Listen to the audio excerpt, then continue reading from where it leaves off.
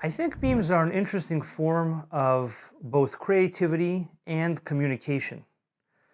And there are different philosophical views on the way that media, specifically from someone called Slavoj Žižek, defines a society and defines the collective ideas of a society and the collective consciousness at that specific time. And there's all kinds of analysis that Žižek and others do on how different movies in different points of time talk about how society feels and what society thinks. Examples are things like Star Wars and its parallels with World War II, and Jurassic Park and its parallels with other things that society was thinking about at the time, and various others. And so I think that while movies are a longer form version of the content that society gravitates around and sort of endorses by their interest in it and by their willingness to watch it, and by the way that the movie and the ideas of the movie or the underlying principles or philosophies of the movie speak to people. And people endorse those things by watching the movie many times, or paying to go to the movie theater, or talking about the movie, or saying it's their favorite movie on some forum or something. And so you can kind of say, oh, okay, society really is interested in these philosophical ideas because this movie gave it, The Matrix gave people this set of ideas. And then everyone a couple of years later is talking about simulations. And, The Matrix actually comes out of work by philosophers, not by people who make movies, right? So there's the philosophy, then the movie kind of puts it into public consciousness, and then it gets kind of recycled into some kind of clever sounding academic, semi-academic thing. We live in a simulation type of thing. And then, that idea kind of lives or dies on its merits. But I think that memes are because they're also entertainment.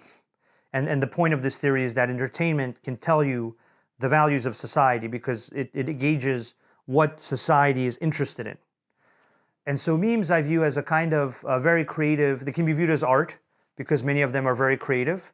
And art, for me, basically is something that speaks to a person's unique personal experience. And so if a meme speaks to a person's personal experience, then that person can consider it art.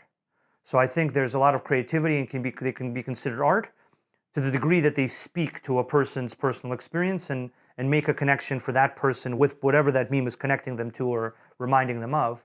I don't think they're exactly political cartoons, but I think they can be like an interesting gauge of what people are thinking at the time or what they're feeling at the time and how those things look.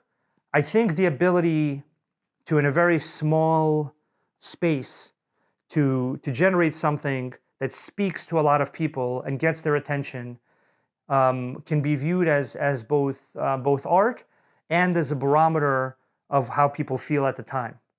And so it's an interesting thing. It's the short form version of lots of these things, of things like movies or certain types of art. It's just like written content has gotten shorter because people prefer to spend less time consuming content. Their attention spans have also gotten shorter. Memes are like the visual version of that. And they're the version of these things that people want to consume. So I think it's a natural progression, basically.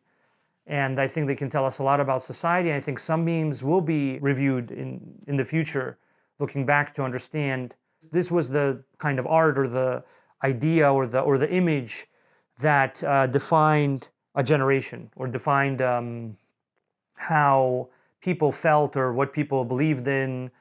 It won't be all memes. There's a lot of crazy stuff out there, but it's the same for all art and it's the same for all literature.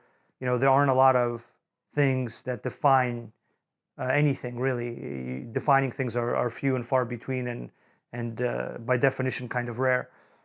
So I think memes are very interesting. I don't make them though.